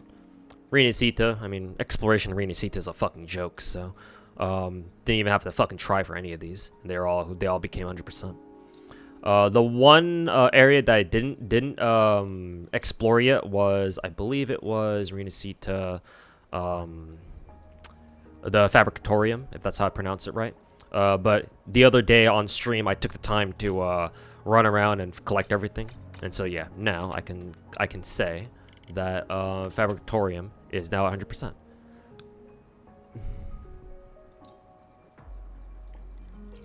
If I can show the percentage again, yeah, Fabricatorium a deep 100% right there. So yeah, I'm officially now completely caught up with all the exploration. So just in time for Chisa's banner or Chisa's patch, and then going into 3.x, in like I don't know, like 5 or 6 weeks, however long Chisa's patch lasts for. So looking forward to 3.x. So yeah, should be about it. Pretty simple, straightforward Wuwa patch, Wuwa Dolphins log. So, anyways, I'm gonna get out of here. I just realized Galbrina's tummy is very toned. I wonder if the other waifus have very toned tummies like that. Probably not. I mean, it makes sense for Galbrina to have really toned abs like that, though. Anyways, that just should do it for this video. So, thanks for watching, everybody. Catch you guys all next month. Peace. Alrighty, welcome back everybody to the first Dolphins log for Chaos Zero Nightmare. I figured it would be appropriate for me to make a Dolphins log out of this series too, because this game is basically modeled like a Hoyo game, and every single Hoyo game I play, I've been able to make a Dolphins log out of. So I figure I could do the exact same thing here in this game too. So let's get right into it now, shall we? Gonna lower the volume here just in case it's a little bit too loud. Drop it down to like 50% or something. Anyways, so show you my account, what I've been doing, what I've been up to ever since the game came out. So currently I have what, seven 5 stars. They are Khalip. Khalip was my very first one. I forget who I got in order. I think I got Khalip. I want to say I got Veronica? I forget who. Orly is my most recent 5-star. I just got her like a couple days ago off a random ass standard multi, I'm pretty sure. But I got Khalip, Rin, Orly, Veronica, Yuki, Haru, and then Keiron. So yeah. My favorite character by far is Tressa. It's kind of like, well, it's kind of weird to call her the Nicole of this game, but I only say that because Nicole is my favorite character in Zenless, and then, you know, Nicole's an A rank and Tressa's a 4-star in this game, so my favorite character in this game is a fucking 4-star. But yeah, I love Tressa.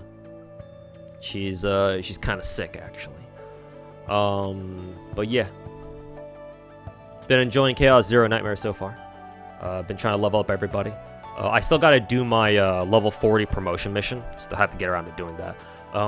Not only that, but I have yet to have the chance to really sit down and grind out Chaos Zero Nightmare. I know that all the other content creators out there who are really excited about Chaos Zero Nightmare or who are big fans of it have put in a ton of hours. I haven't been able to do that yet, and I still need to. Like, I need to really like push deep into story and go build decks and shit like that, get all my characters leveled up and stuff. I just haven't had the time to do that yet. Excuse me. And yeah, I'm hoping that I can eventually get around to doing that. One of these days. But yeah, these are my characters. Not really worth showing you like what their builds are, because obviously I don't really have any builds for them. Like, the only characters that I had like quote-unquote seriously built are Khalip, Rin, and Tressa. They're my favorite team at the moment. I don't know if they have any synergy with each other, but they work it well enough for me. But yeah, these are the only characters that actually have memory fragments. I believe these are like the artifacts or relics, basically the gear shit in this game. They're the only three that actually have any. I think Rin has a temporary set. Not very good, obviously, because I just haven't had the time to sit down and really grind shit out yet. I think my other characters like Veronica, they don't have any gear sets at all, and yeah, I still have to build them out. So yeah, also need to try to obtain more partners too.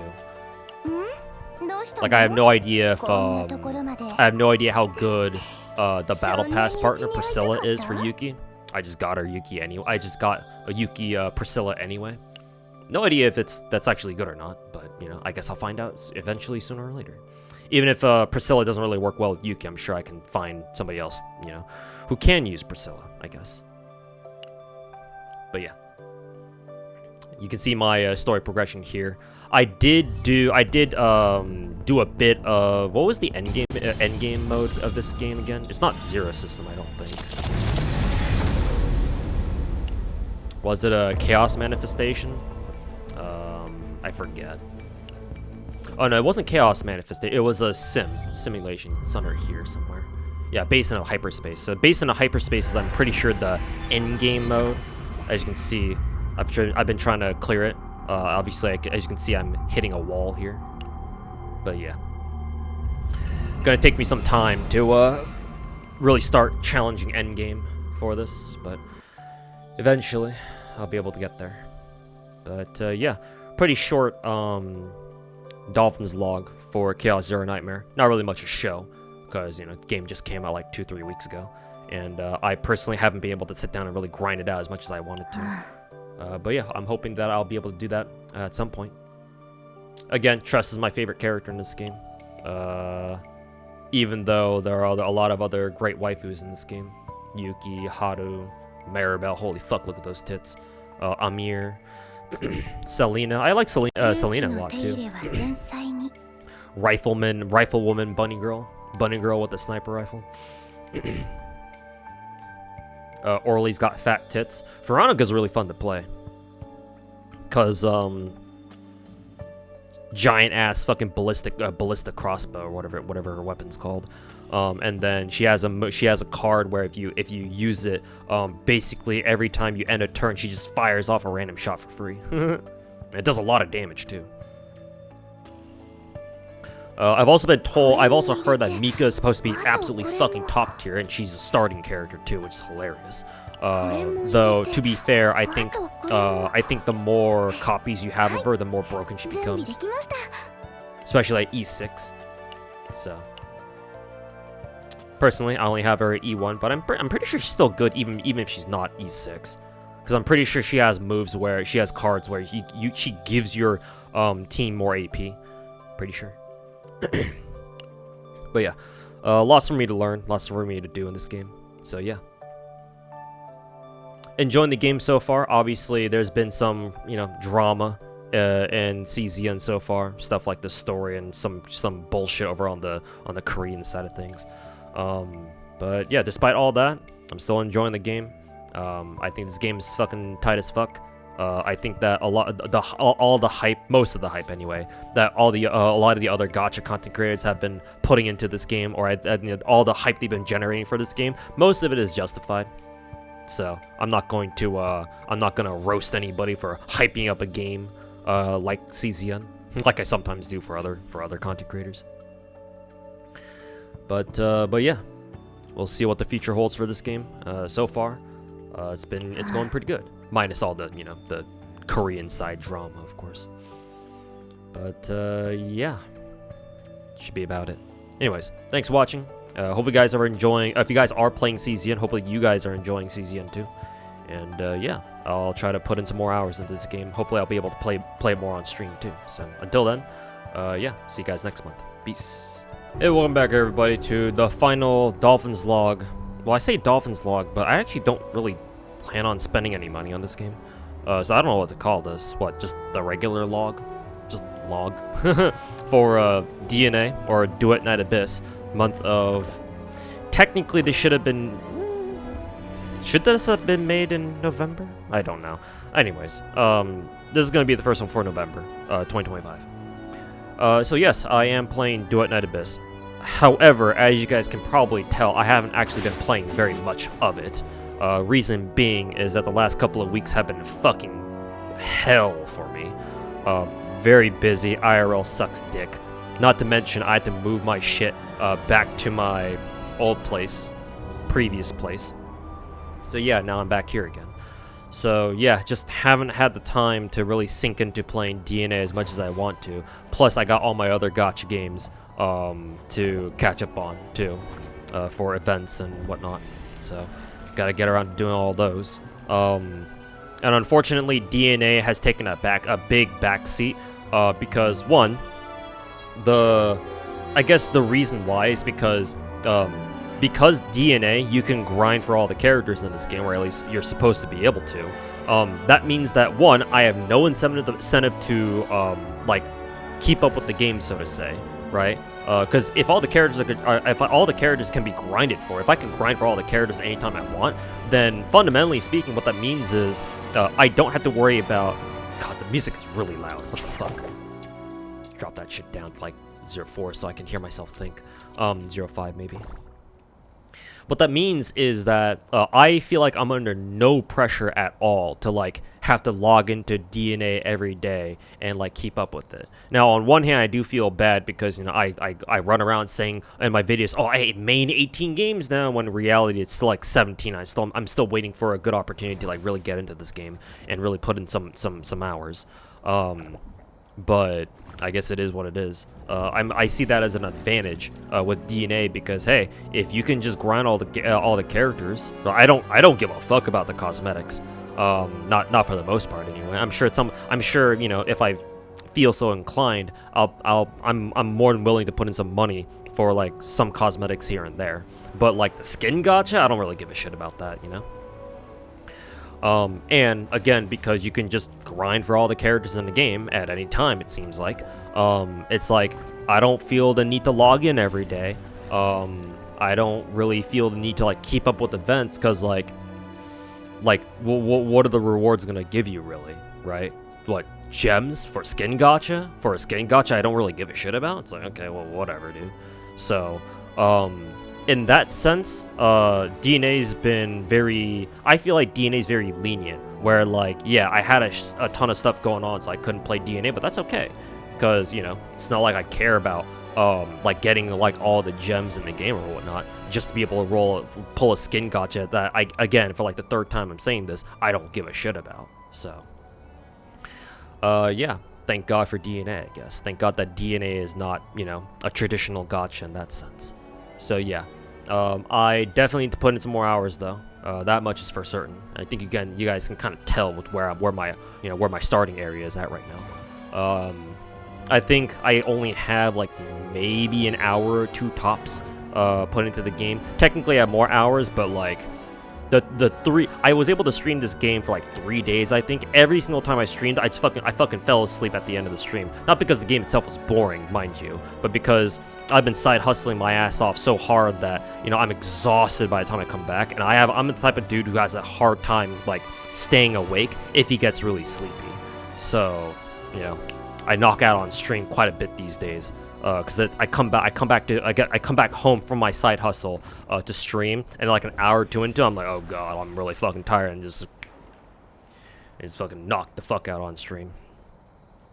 So yeah, one of these days, like I said, I'm gonna try to like really sit down, grind this game out for like at least a couple of hours in a row, and get a feel for what this game's all about and how much I like it and whatnot. So, all that good stuff. I guess what I can leave off on, because obviously I don't really have much to talk about in this game, because I haven't really actually played it very much, or a lot. I haven't really played it a lot. My favorite characters so far are Knifel. Is that how I say her name? Knifel, whatever. Who else? Lyn looks cool because she's basically, you know, sexy Bloodborne lady. Sibyl's cool. It helps that she has a Kiara's voice actress. What was the name again? Rie Tanaka? Tanaka Rie? Pretty sure. Hellfire. She's cool.